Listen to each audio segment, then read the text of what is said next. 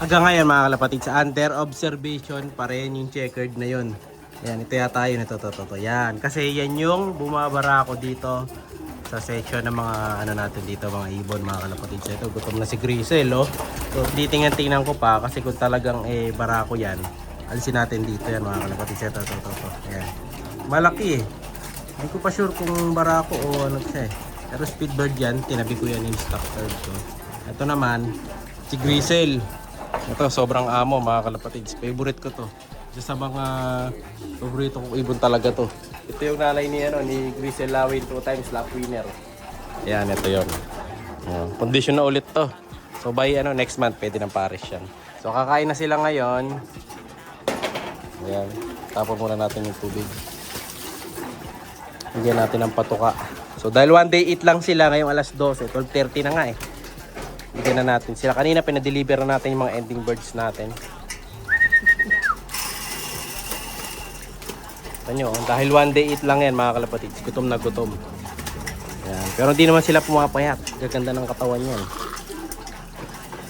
Ganyan lang kadami. Okay na yan mga kalapatids. Kahit nga dalawa lang eh. Medyo naawa pa ako. Kaya tinadamihan natin. Pero huling kain na nila yan ngayong araw. Yan. Una at huling kain na nila. Diba? Kita nyo, lakas kumain. And then magpaparis na ulit tayo. Next week, magpupurga tayo sa anong araw ba ngayon? So, Wednesday ang araw ngayon. So, magpupurga ulit tayo sa bukas. Or Friday, magpupurga ako sa kanila. So, bawi tayo sa pampurga. Ngayon, pag napurga na natin yan, pwede na ako magpares. Pero iba ipapares ko na. Dahil base nga sa ating observation mga kalapatids, mukhang possible. Para ako nga si checkered. So after na lang kumain kanina, ngayon, kunin natin siya. Try natin ilipat dito sa natin.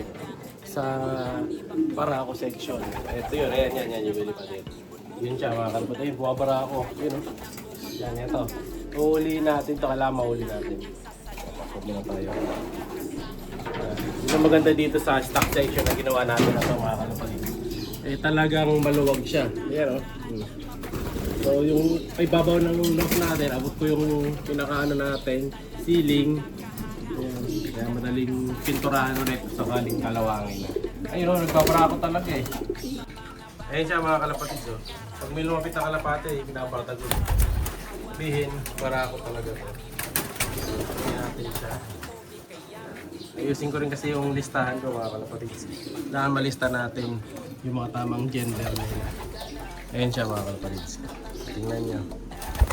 Oops. Sipat ka pa po. Yan. So ayan, katabi na niya iba mga kalapate natin. Oops. Malalaman na natin. Di mga yan, yung mga bumabara-bara ako na yun, normal na bara ako. Mga hen yan. Dito lang talaga ako alanganin. Pero ilipat natin to bilang ano pa lang naman, under observation pa rin naman siya.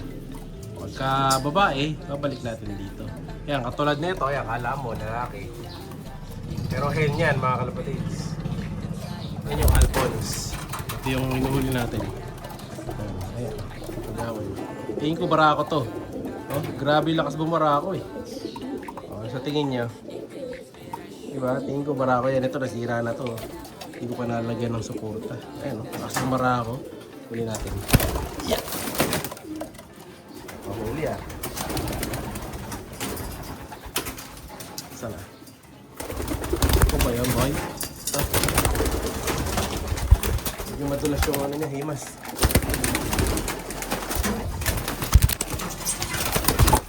Yun, nauli na.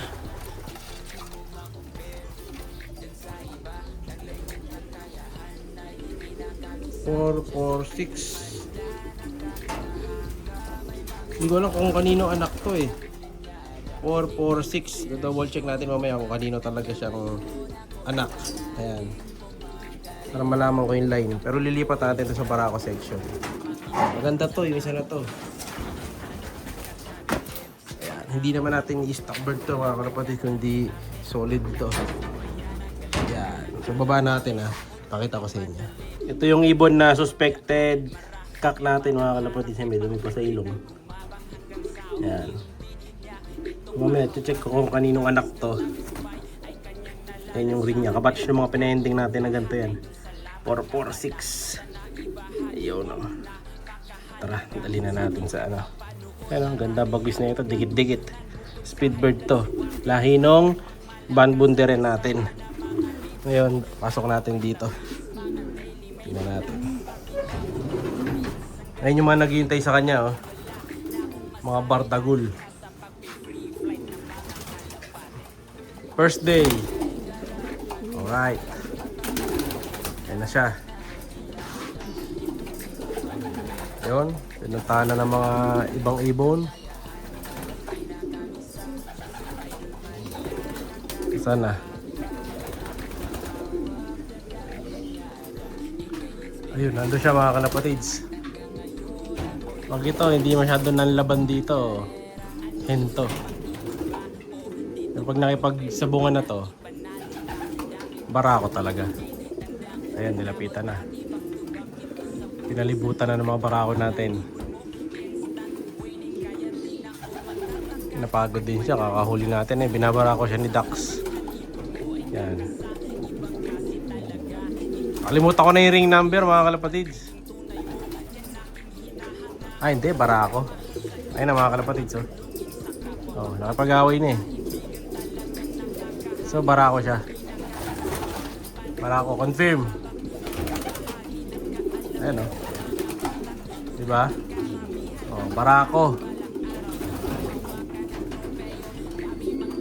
At least nalaman kagad natin ang barako. Kasi pagka di natin na-detect na barako pala to, magkakalat ng ano dito mga kalapatids eh. Magkakalat ang lahi dito sa kabila yan sa hen section ko. Which is itlog yung mga to. So, iniwasan natin yan. Walang itlog dito mga kalapatids.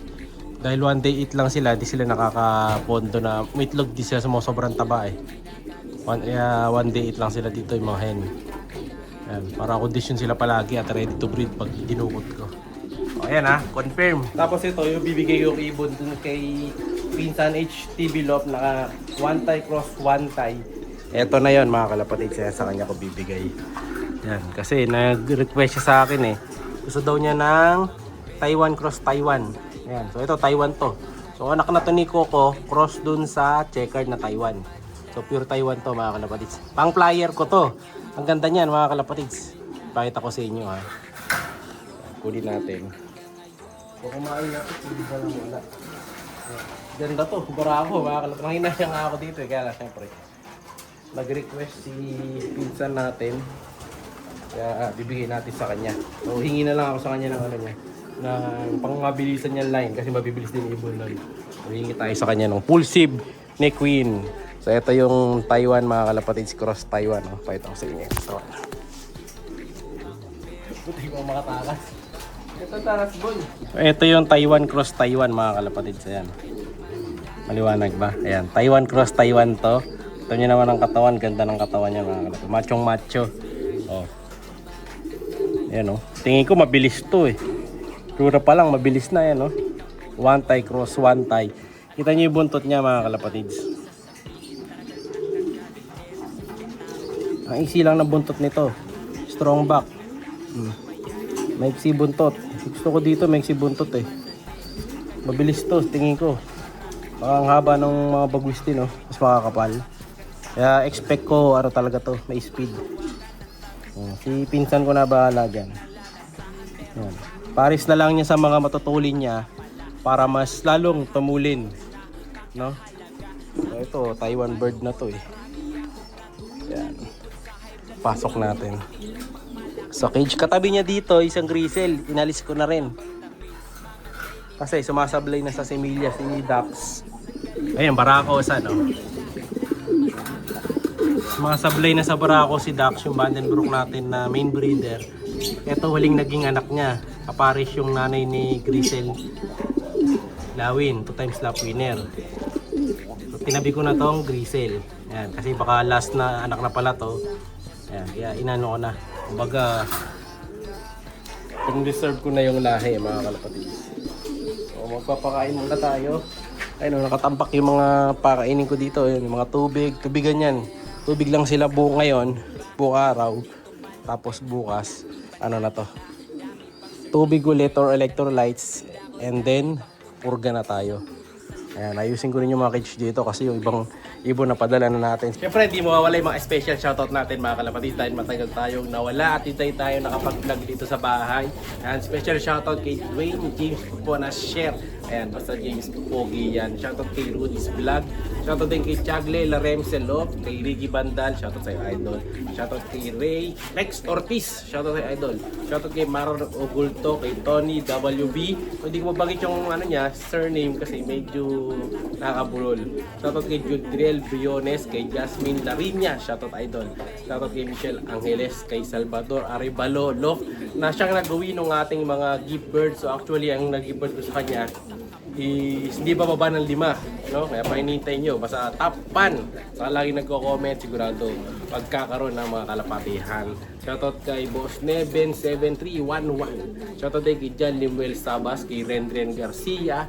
Shoutout kay Oliver Santiago, kay Asriel Buco, kay Milan Dizon Jr. at syempre kay Boss Alvin Saison na lagi nakatutok. Maraming salamat mga idol. Gusto nyo magpa-shoutout, mag-comment lang kayo, baka ma-shoutout na natin yan sa susunod na video. Kaya painitin nyo, like, share, subscribe. Ingat! Siya'y kalapatistang napakagaling na kinakilala.